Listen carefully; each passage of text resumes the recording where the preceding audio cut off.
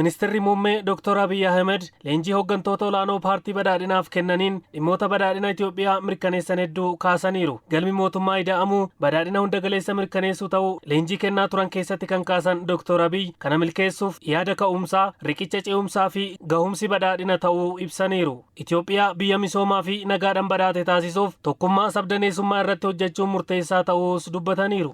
ኢትዮጵያ ህብረ ብሔራዊ አንድነት ያለባት ሀገር ካልሆነች በቀር ሰላማዊና ልማታዊ ጉዞ ማድረግ አይቻልም። ኢትዮጵያን biyya tokkummaa sabdaneessummaa qabdu yoo taate malee deemsa nagaa fi misoomaa taasisuun hin danda'amu. Tokkoffaan bulchiinsi federaalizimii dhugaa hojiirra kan oolchu ta'uu qaba. Lammaffaan afaanota hedduu kan keessummeessu ta'uu, sadaffaan eenyummaa hedduu kan keessatti hammatamu ta'utu irra jira. Kanaaf tokkummaa sabdaneessummaa jechuun bulchiinsa afaanii fi eenyummaa kan of keessatti hammateedha jechuudha. Misooma biyyaa keessatti tokkummaan mootummaa fi dhaabbilee dhuunfaa murteessaa ta'uu kan himan Dr. Abiy kanaafis piroojeektoonni maaddii biyyaaf kan akka gorgoraa fi wancii agarsiiftuu sirrii ta'uu ibsaniiru. Kana malees mootummaan ida'amuu magaalota misoomsuu irratti xiyyeeffata. Kunis yaadama magaalomsuun bakka ga'umsa dhala namaati jedhu of keessaa qaba jedhan.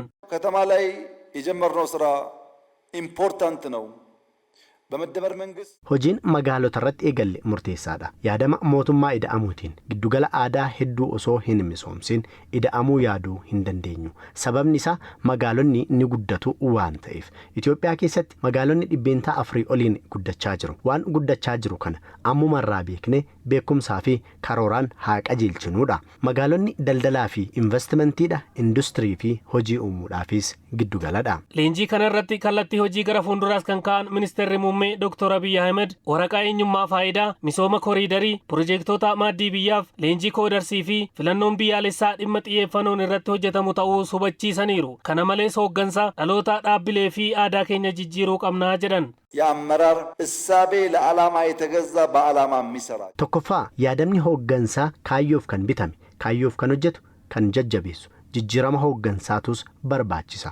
Lammaffaan jijjiirama dhaabbilee nu barbaachisa. Hooggansa qofaa osoo hin taane dhaabbileen keenyaas jijjiirama ergama isaanii milkeessuu danda'u isaan barbaachisa. Riiformiin taasifame, leenjiin kenname qabatamaatti dhaabbilee irratti mul'achuudha qaba. Sadaffaan jijjiirama aadaati. Daba yaaduu, gandummaa hojjechuu dhiisuun aadaa hamaadha. Kun haa xiqqaatuun haa jijjiiramu.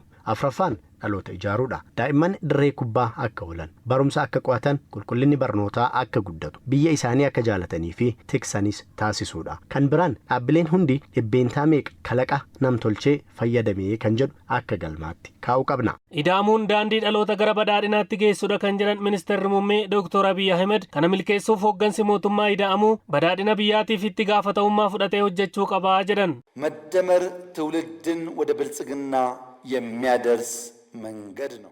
ida'amuun daandii dhalootaa gara badhaadhinaatti geessudha. Mootummaan ida'amu badhaadhina biyyaatiif abbaa imaanaa ta'e waan hedduu baate baay'ees dadhabe. Mootummaa dhaloota ceesisuuf itti gaafatamummaa qabudha. Warri ceesistuu taane immoo dadhabuu, madaa'uu, arrabsamuu fi gatii baasuun jiraachuu danda'a. Galmi keessan garuu ceesisuu qofaas ta'uu qaba. Qormaanni isaas ulfaataadha. Yoo milkeessitan garuu ijji isaa ni mi'aa. Kalaquu fi saffisaan qulqullinaa fi baay'inaan galmaan ga'uuf hojjechuun hojii ijoo mootummaa ida'amuuti. በትብብርና በትጋት እንድትሰሩ አደራ ልላችሁ ፈልጋለሁ።